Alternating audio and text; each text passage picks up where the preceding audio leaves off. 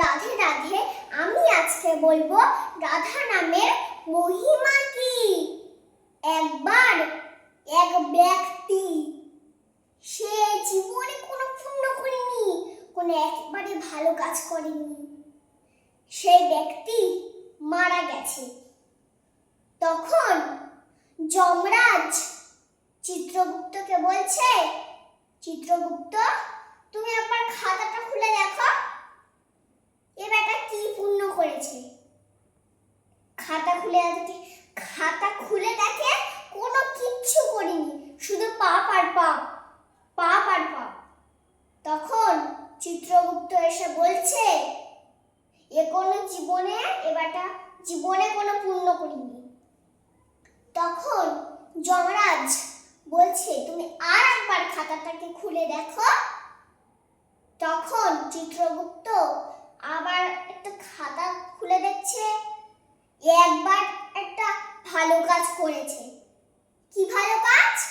একবার রাধা নাম করেছে। তখন সে বলছে, রাধা নামের মহিমা কি সেটা তো আমরা জানি না। তখন চিত্রগুপ্ত আর যমরাজ বলছে, এটা মনে হচ্ছে শুধু ব্রহ্মদেব বলতে পারবে। তখন সেই বেটা বলছে, আমি একা যেতে পারবো না, আমি পালকিতে করে যাব। তখন যমরাজ বাধ্য হয়ে পালকিতে করে নিয়ে গেছে। আর ব্রহ্মা দেখছে, চিত্রগুপ্ত যমরাজ পালকি ঘাড়ে করে নিয়ে আসছে।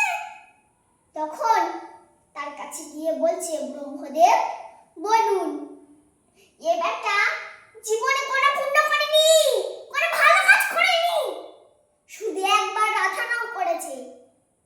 রাধা নামের মহিমা কি সেটা তো আমরা জানি না। তখন বলছে, তাই তো, আমি সব জানি, কৃষ্ণের নাম জানি, কিন্তু রাধা নামের মহিমা জানি না। তখন যমরাজ আর ব্রহ্মদেব বলছে, এটা বলতে পারবে দেবাদিদেব মহাদেব। তখন পালকি নিয়ে গেছে মহাদেবের কাছে।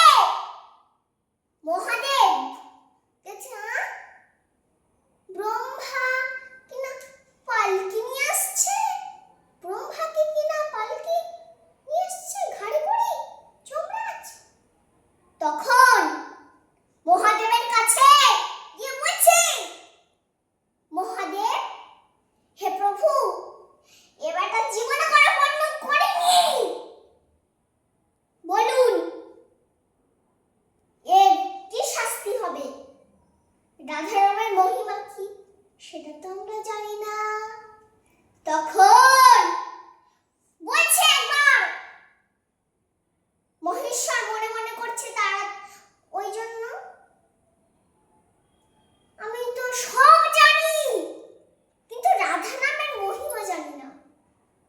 চলুন, এটা ভগবান বিষ্ণু বলতে পারবে। চারজন মিলে গেছে পালকিতে করে, গেছে ভগবানের কাছে, বৈকুণ্ঠে গেছে। গিয়ে ভগবানের কাছে গিয়ে বলছে, হে প্রভু, এ কোনো জীবনে কোনো পুণ্য করেনি, এর কি শাস্তি হবে। রাধা নামের মহিমা কি?